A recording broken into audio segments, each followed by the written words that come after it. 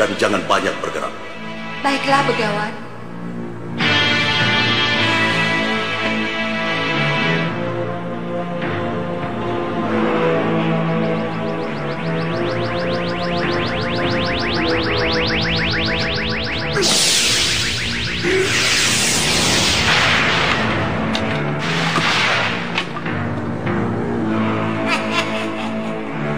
Terima kasih, Begawan.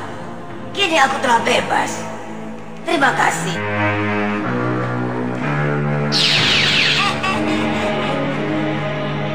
Kau pintar, tapi tidak pakai otak.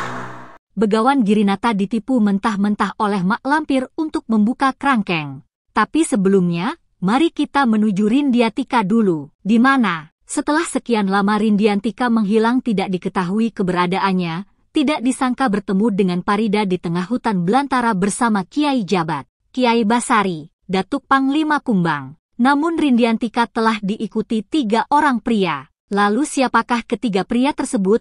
Mari kita simak.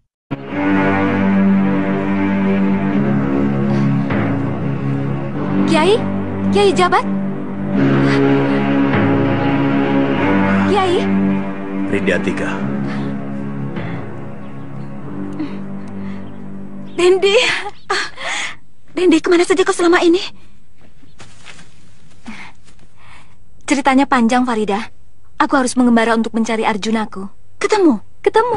Pada saat itu, Kiai Jabat, Kiai Basari, Datuk Panglima Kumbang dan Nyai Bidara pun sempat bengong. Karena yang mengikuti Rindiantika orang yang tidak dikenalnya. Ditambah lagi, Kiai Jabat pun merasakan ada sesuatu di dalam benaknya. Bukan hanya itu, Datuk Panglima Kumbang pun telah mengetahui sifat dan kelakuan ketiga pria itu.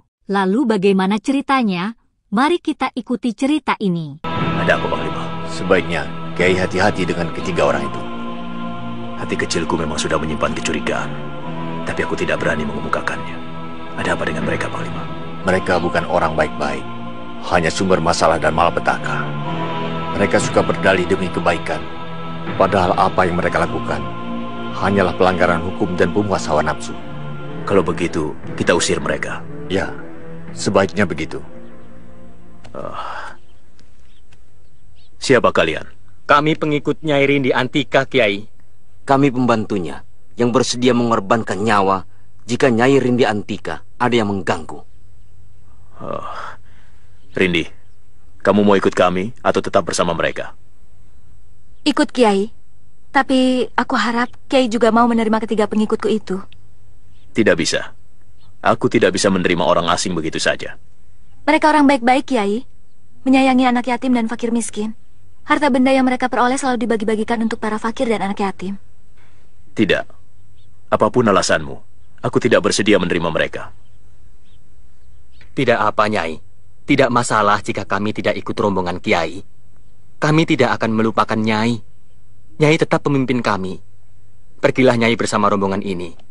Kami akan selalu mengikuti dan melindungi Nyai dari kejauhan. Baik, aku percaya omonganmu.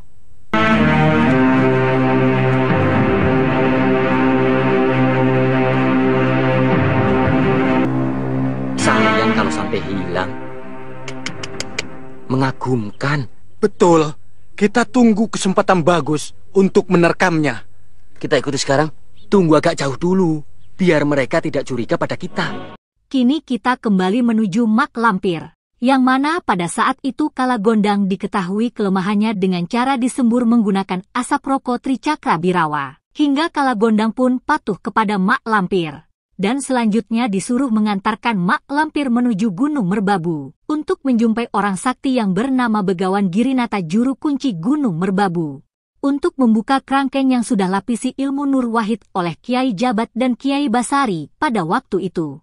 Dengan cara akal liciknya Mak Lampir, ia pun mengelabui Begawan Girinata dengan cara merubah wujud dan ganti nama. Mak Lampir pun pada saat itu merubah wujud jadi gadis cantik dan merubah nama. Ditambah lagi dengan aksi 1000 akalnya untuk membuat alasan kepada Begawan Girinata. Namaku Pergiwati. Nama yang sungguh bagus. Pergiwati. Aku tidak boleh melupakan namaku sendiri. Pargiwati. Bapak Brahmana, aku datang, Bapak.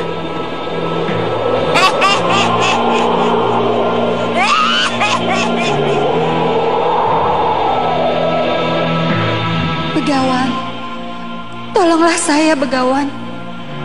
Tolonglah saya, Begawan. Begawan, tolonglah saya. Begawan, tolonglah saya, Begawan. Siapakah kamu? Namaku Pergiwati. Aku telah dihukum oleh suamiku. Tapa berata apa yang membuat suamimu murka sampai menghukummu? Kama Sutra. Aji Asmara. Benar. Saya telah dikerangkeng dengan mantra kedewataan. Sekarang suami saya sudah meninggal.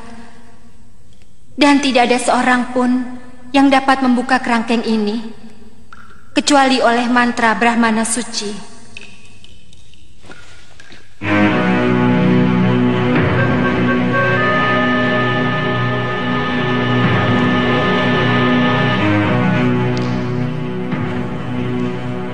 Tolonglah saya, Begawan. Di hadapan Begawan Girinata, Mak Lampir pun menghibah dan mengemis-ngemis ingin dikasihani oleh Begawan Girinata. Di sisi lain, kini Mak Lampir juga menyuruh ketiga murid terpercayanya, yaitu Kalawika Bakawulung dan Kuda Sungsang, untuk menyusul ke Gunung Merbabu. Mari kita istirahat dulu. Mak Lampir menyuruh kita ke puncak Gunung Merbabu. Menuju ke Gunung Merbabunya saja sudah membuat orang putus asa begini. Apalagi ke puncaknya. Shh. Nanti Mak Lampir dengar, tahu rasa. Kalau Mak Lampir menyuruh kita ke sana, ya kita ke sana. Ke pertapaan Girinata. Betul. Kita tidak boleh lupa nama itu, supaya gampang mencarinya.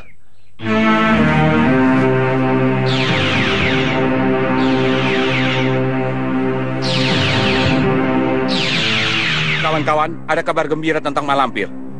Di mana Mak Lampir sekarang? Di puncak Gunung Merbabu, di pertapaan Girinata. Berita bagus. Kita sampaikan kepada Baginda Raja. Baginda pasti akan memburunya ke sana. Aku sanggup melepaskanmu dari kerangkeng ini, tapi dengan satu syarat. Apa syaratnya, Begawan? Dharma baktimu terhadap sesama titah. Baiklah, itu memang sudah menjadi kebiasaan hidupku.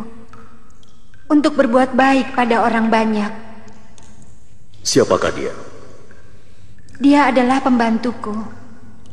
Kalagondang namanya. Tinggalkan dia. Sepertinya dia sakit. Aku ingin menolongnya. Tidak bisa, Begawan. Saya tidak bisa meninggalkan Kalagondang. Kau sudah janji untuk menolong sesama titah. Tapi saya tidak mau berpisah dengan pembantu setia saya. Terserah padamu. Bebas dari kerangkeng itu. Tapi kau harus meninggalkan Kalagondang. Atau kau pergi dari tempat ini dengan Kalagondang dan kau tetap dalam kerangkengmu itu. Bebas. Saya ingin bebas. Biarlah Kalagondang saya tinggalkan di sini. Kalagondang, duduklah di dekatku.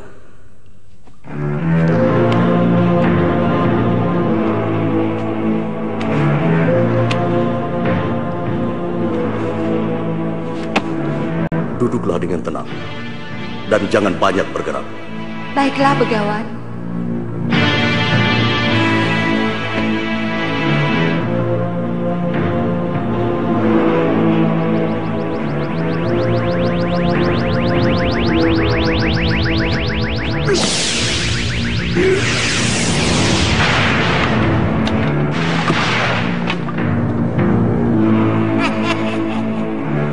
Terima kasih, Begawan. Kini aku telah bebas. Terima kasih.